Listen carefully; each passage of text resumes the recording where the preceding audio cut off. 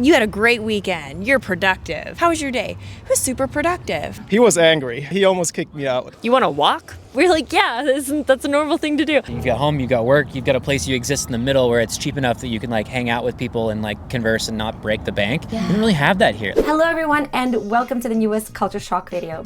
Today's video is about everyone's beloved country, the one that so many people love to talk trash about, the United States. I was in Arizona for a TravelCon conference recently and had a chance to talk to foreigners about their culture shocks living in the country, as well as Americans about their reverse culture shocks coming back to the country after some time away. It was actually so interesting to get that deep insight into the American culture, one that I, as a Canadian, didn't really expect. I mean, I live next door, and yet a lot of these things were super interesting. You know, things like the walking culture, getting advertising about drugs and weird things like that on TV, with the little side effects of, nausea, cancer, death.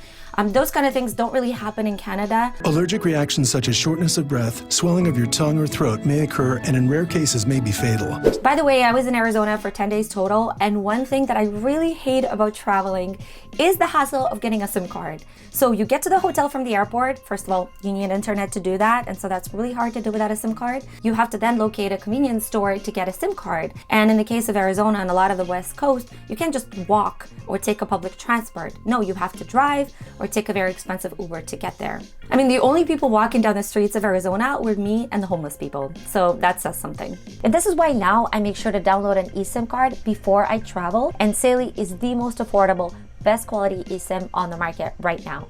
Just check out these prices. By the way, when I told some of my American friends that I was using an eSIM card, they looked at me completely flabbergasted. They had no idea what I was talking about.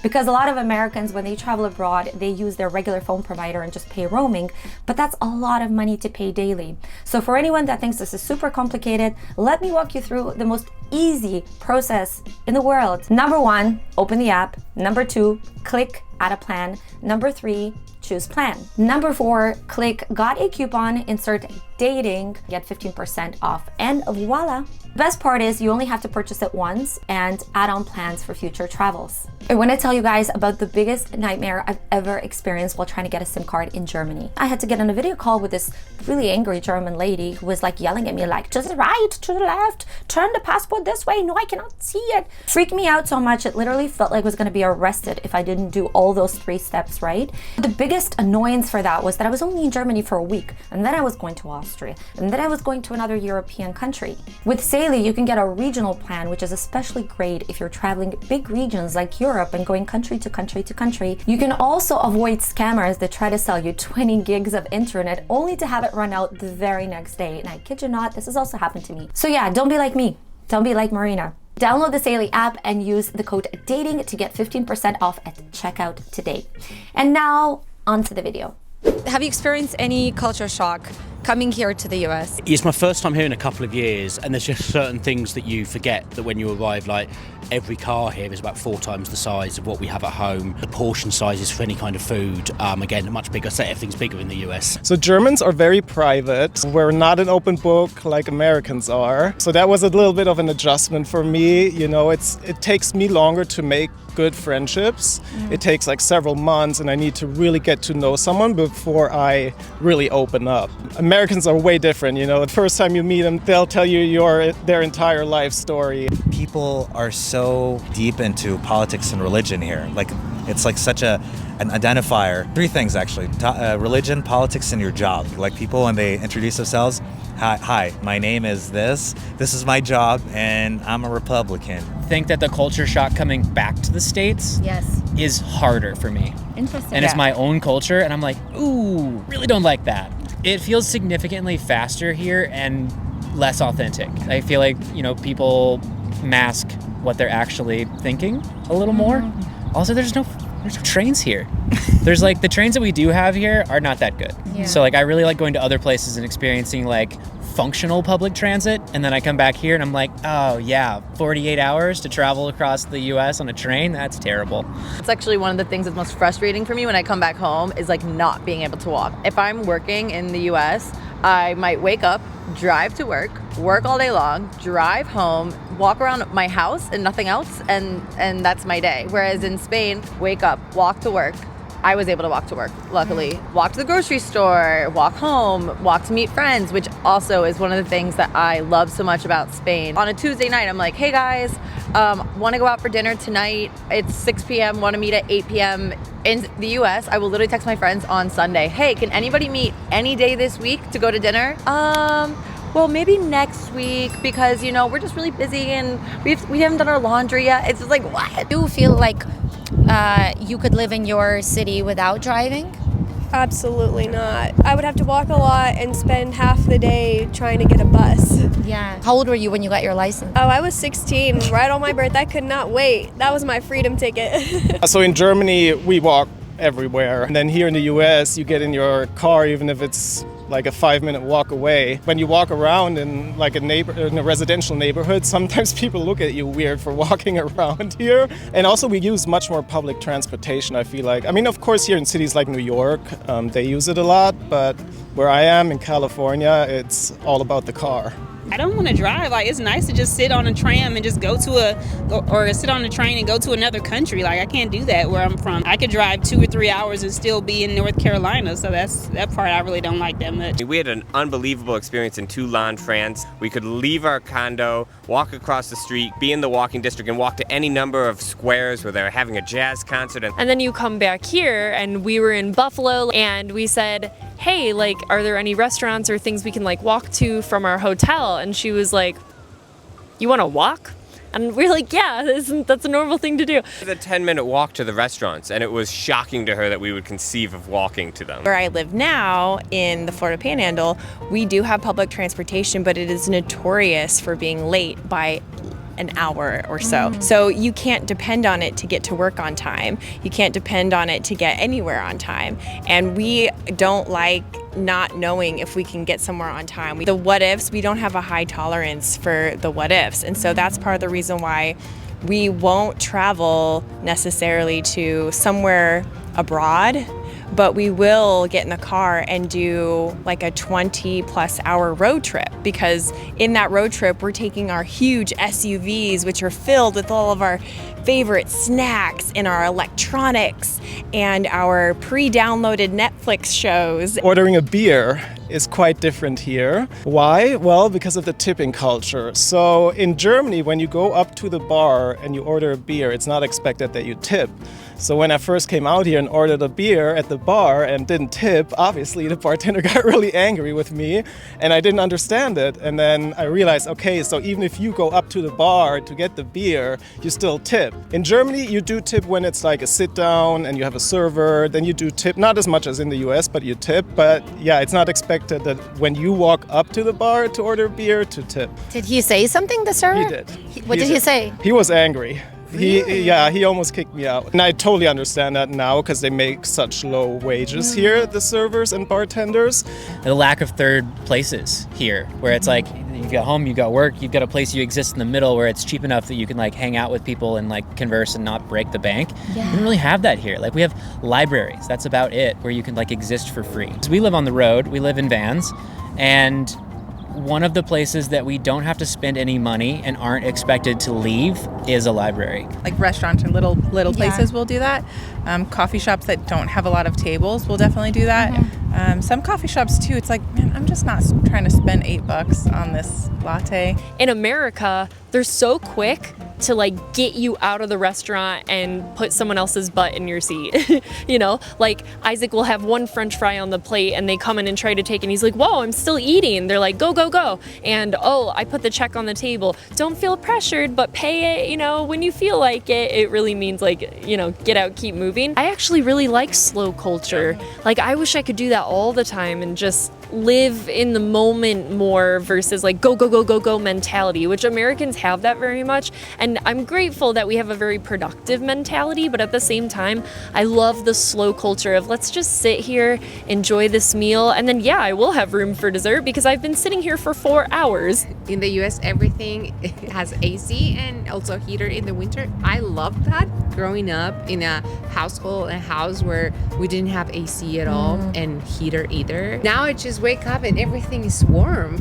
And I remember going to school in the morning, 7 a.m., and I couldn't just get out of the bed because it was like, oh, you could feel it, you know, it's so cold. And I would just change clothes in my bed.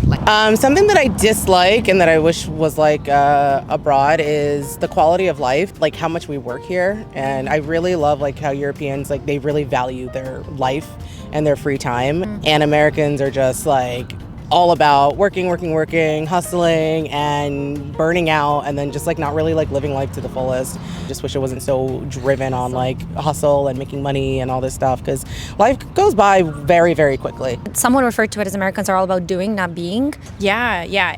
If you say to someone, "How was your weekend?" a common response would be, "It was super productive." And that is a good response. "Oh, so you had a great weekend. You're productive. How was your day?" "It was super productive." It's a very common response because we value productivity, checking things off the list, getting it done. Do you feel like Americans or Spaniards are more satisfied with their life? Spaniards 100%, not a doubt in my mind. Every American I know says they have anxiety, is on anxiety meds.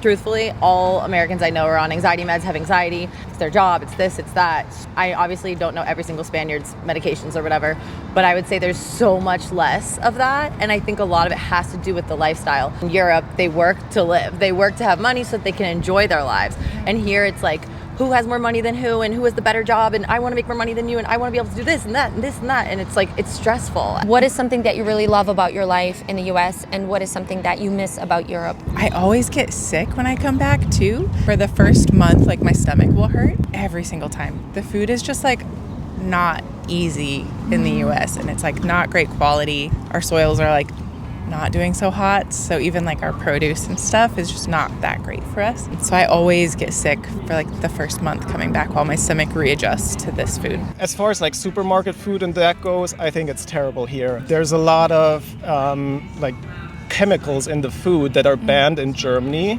or in Europe in general that you can't put into the foods, and here it's still allowed. And I think that's very problematic. It's just, I can't.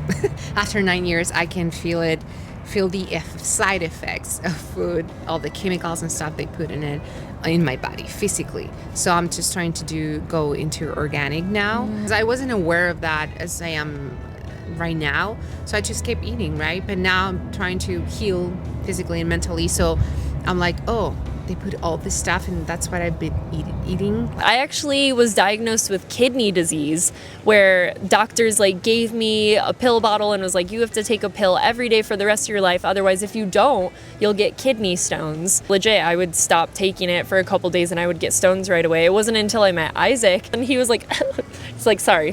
And I was like, dude, what's your problem? And he's like, no, I just laugh because when doctors say things like that, it's because they've learned one way to fix something.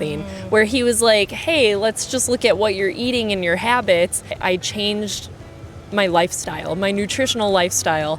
I eat vegetables, for example, not something I ever did before. Shocking. It was like, potato chips and I don't know, sausages, like anything processed that I could, Hamburger Helper, Kraft mac and cheese. It has been, I don't know, over 6 years now. I haven't taken a single pill and I don't have any kidney issues at all. I do like about Germany, they have that safety net. So if something happens to you, you know you're covered. Like if you lose your job, you still have health insurance. It's not like here, if you lose your job, you lose your health insurance, and that's a big problem.